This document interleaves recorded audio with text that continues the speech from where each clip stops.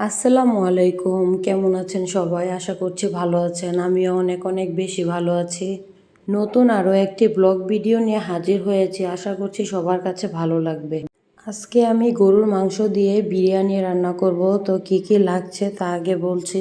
ফার্স্টেই আমি আধা কাপ টক দই দিয়ে দিয়েছি, তারপর পরিমাণ মতো রসুন বাটা, তারপর দিচ্ছি আদা বাটা। এখানে যার যার পছন্দ অনুযায়ী দিবেন, যে যতটুকু পছন্দ করেন। এখানে আমি যে মশলাটা দিয়েছি তা হলো এখানে জয়ফল আর জয়ত্রী আর কালো এলাচ আমি একসাথে গুঁড়ো করে রেখেছিলাম, সেটাই দিচ্ছি অল্প পরিমাণে। তারপর আমি বিরিয়ানির মশলাটা দিয়েছি, আমি পুরাটা ব্যবহার করিনি, এখানে অর্ধেকটা ব্যবহার করেছি। তারপরে লবণ আর এই যে মরিচের গুঁড়া দিয়ে দিয়েছি, দেখতেই পাচ্ছেন। এখন আমি একসাথে সবগুলো ভালো করে মাখিয়ে নেব। ভালো করে মাখানোর পরে এটা 10 থেকে 15 মিনিট রেস্টে রেখে দেব। তো এখন আমি আরেকটা কড়াইয়ে পরিমাণ মতো তেল দিয়ে পেঁয়াজ বেরেস্তা করে নিচ্ছি। আর এখানে যা যা গরম মশলা লাগে তাও দিয়ে দিয়েছি। পেঁয়াজটা বেরেস্তা হওয়ার পর এই তো আমি এখন মাংসটা ঢেলে দেব। আগে থেকে যে ম্যারিনেট করে রেখেছিলাম মাংসগুলো, তাই যে এখন আমি দিয়ে দিলাম।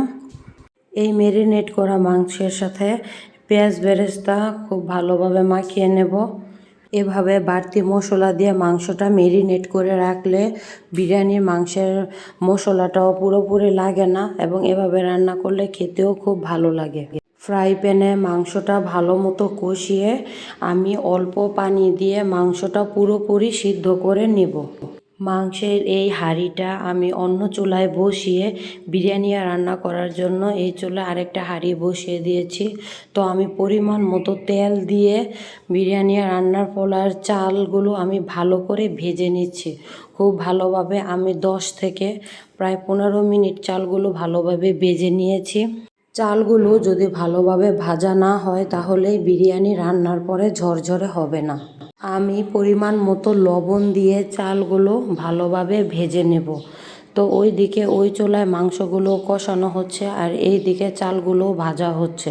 যেই কাপটা দেখতে পাচ্ছেন আমি এই কাপের 3 কাপ চাল ব্যবহার করেছি, এবং ওই কাপের দ্বিগুণ পরিমাণে পানি ব্যবহার করতে হবে। তো আমি মোট 5 কাপ পানি দিয়েছি এবং 1 কাপ দুধ দিয়েছি। আমার মনে হয় পানির এই রেশিওটা মেপে দিলে বিরিয়ানিটা রান্নার পর একদম পারফেক্ট হয়। এই তো দেখতে পাচ্ছেন মাংসটা আমার ভালো করে রান্না করা হয়ে গেছে। তো আমি চালটা বলক আসার পরে আমি দিয়ে দিলাম। তো আমার মনে হচ্ছে এই প্যানটা ছোট হয়ে গেছে রান্না করার জন্য। আমি এখানে চামিচ দিয়ে ভালোভাবে নাড়াচাড়াও দিতে পারছিলাম না। তারপর আমি অন্য একটা বড় কড়াইয়ে বিরিয়ানিগুলো ঢেলে নিয়েছিলাম। তো আমার বিরিয়ানি রান্না অলমোস্ট কমপ্লিট হয়ে গিয়েছে। আমি 10 থেকে 15 মিনিট ঢেকে রেখেছিলাম। তারপর একদম লাস্ট মুহূর্তে আমি পেঁয়াজের বেরেস্তাগুলো দিয়ে দিয়েছি। তো এখন উল্টে পাল্টে নিব।